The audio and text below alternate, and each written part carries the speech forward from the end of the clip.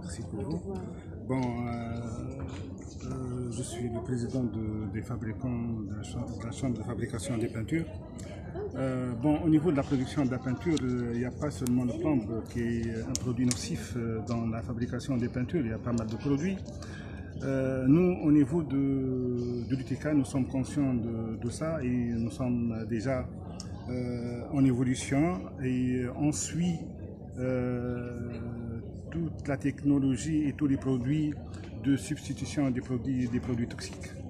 Mais ça reste toujours concentré au niveau des fabricants organisés. Malheureusement, dans notre secteur, il y a un secteur organisé qui est un secteur qui n'est pas organisé et qui est anarchique et qui utilise des produits qui sont toxiques et qui sont présents sur le marché local. Ça ne peut être arrêté qu'avec des textes de loi.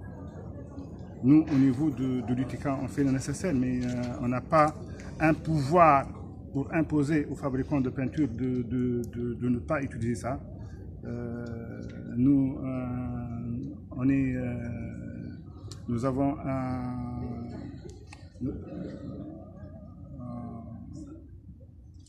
on aide, ou bien on essaie d'expliquer ça et de discuter ça au niveau de l'UTK avec les adhérents, mais malheureusement, ça reste toujours au niveau de nos adhérents. Qu'est-ce qui pourrait inciter, en tant que président du chambre, qu'est-ce que l'État pourrait faire pour inciter les industriels à s'orienter vers ce secteur-là? Parce que beaucoup, comme je l'ai dit à madame, ils ont dit que travailler avec le plomb, ça leur coûte beaucoup moins cher. Une éventuelle transition, ça leur coûterait plus cher. Qu'est-ce que pour faire? Est-ce qu'on peut avoir des subventions, des accompagnements, c'est pas tout, en tout genre? Avant tout ça, c'est pas tous les fabricants, ils savent faire des calculs. C'est-à-dire, ils ne font pas ces calculs-là que vous avez écoutés tout à l'heure. Il y a des gens qui ne savent pas faire des calculs le retour de l'investissement. Tout le monde pense à l'investissement et ne pense pas au retour de l'investissement, malheureusement. Donc, vous voulez dire que certains producteurs n'ont pas une vision un peu plus oui, qui va très loin? Parce qu'il y a des fabricants de peinture qui ont un niveau technique, excusez-moi, qui sont très bas. Et comme a dit M. Bril tout à l'heure, même le niveau technique de l'encadrement au niveau de certaines sociétés, il est trop bas. Hein. D'accord. Et ma question centrale, qu'est-ce que l'État peut faire dans ce cas-là?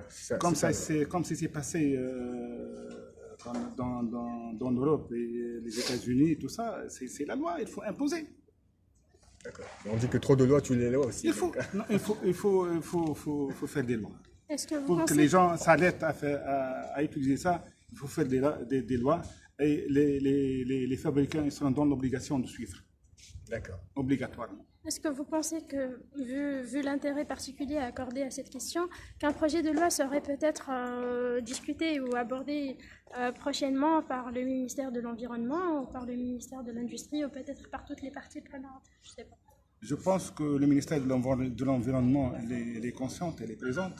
Tout à l'heure, nous étions avec le ministère de l'Industrie. Nous avons expliqué ça au monsieur le ministre.